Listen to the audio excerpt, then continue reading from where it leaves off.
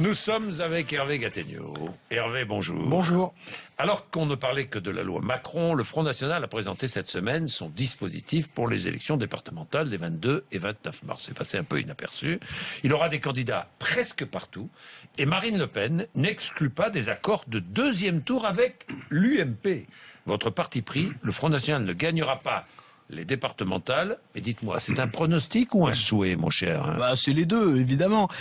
Simplement, vous savez, comme il y a toujours des commentateurs pour voir des triomphes du Front National à chaque élection, généralement d'ailleurs en prenant des mines catastrophées pour le dire, moi je préfère prendre un peu d'avance pour dire que le Front National ne peut pas gagner ces élections. Il va gagner des sièges, le Front National. Forcément, il n'en a que 2 à l'heure actuelle. Il va peut-être gagner 1 ou 2 départements, et ce serait déjà un choc.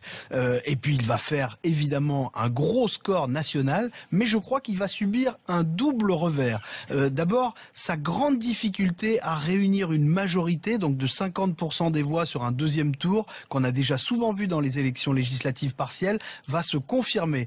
Et comme il y aura surtout des duels, et principalement des duels Front National UMP au deuxième tour, eh ben la question des reports de voix à droite sera moins dévastatrice que Marine Le Pen ne l'aurait souhaité. Donc on peut dire que le Front National aura une dynamique, mais que ça ne suffira pas pour dynamiter l'UMP. Oui, mais en présentant des candidats dans 93% des cantons, le Front National confirme son enracinement. Est-ce que ce n'est pas en soi déjà une performance? Oui, c'est une performance, il faut le souligner. C'est la marque d'une progression et même d'une certaine professionnalisation du Front National. Pour conquérir le pouvoir, Marine Le Pen a besoin de ce que le PS et l'UMP ont depuis longtemps, mais qui fait encore défaut au Front National, c'est-à-dire un appareil solide avec des fédérations puissantes, avec des cadres expérimentés et avec un réseau d'élus locaux pour quadriller le pays. Les municipales, de ce point de vue, ont été une étape. Le Front National a maintenant 1500 conseillers municipaux, il a conquis 11 mairies. Au départemental, la réforme de Manuel Valls fait qu'il faut maintenant désigner 8200 candidats pour couvrir tout le territoire. Bon, le Front National en présente 7600, c'est vraiment beaucoup, c'est beaucoup plus que les fois précédentes. Alors c'est vrai qu'il y arrive avec les moyens du bord, vous avez vu dans le Puy-de-Dôme, une non-voyante dit qu'elle a appris dans le journal qu'elle était sur la liste. Bon, s'il y a même des candidats non-voyants, ça prouve que le Front National n'est pas très regardant. Oui, Marine Le Pen affirme qu'entre les deux tours, le Front National pourra appeler à voter pour les candidats de l'UMP face à la gauche, à condition qu'ils s'engagent à mettre en œuvre des points essentiels du programme du Front National. Ça vous paraît possible? Dans très peu On de sait cas. qu'il y a une porosité forte au niveau des électeurs entre le Front National et l'UMP. Ce sera possible dans très peu de cas, parce qu'il n'y aura pas à l'UMP des légions de volontaires pour pactiser officiellement avec le Front National. S'il y a un point sur lequel les dirigeants de l'UMP sont unanimes, c'est celui-là, le refus de tout accord local ou national avec le Front National.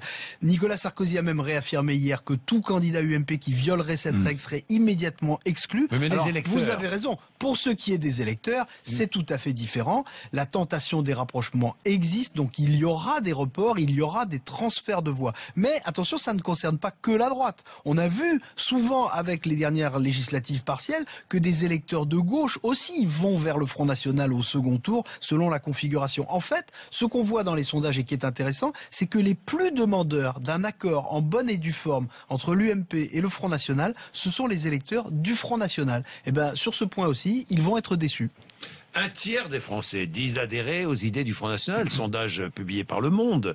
Est-ce que ce n'est pas cela la meilleure preuve de l'enracinement du Front National? Alors ça, c'est un chiffre très élevé, probablement même le plus élevé en Europe pour un parti d'extrême droite. Et en même temps, le même sondage montre que le nombre de Français qui voient le FN comme un danger progresse nettement et que si l'adhésion aux idées du Front National est en effet importante, les solutions que propose le Front National ne sont pas jugées crédibles et même d'ailleurs de moins en moins jugé crédible par les électeurs de l'UMP, qu'il s'agisse de la préférence nationale ou de la sortie de l'euro, pour ne citer que les deux plus emblématiques du projet du Front National. Ça montre que le FN est vu, même par ceux qui votent pour lui, comme un parti de ressentiment plus que comme un parti de gouvernement. Donc le FN, c'est peut-être le premier parti de France pour protester, mais peut-être le dernier pour gouverner. Merci Hervé Gattegno.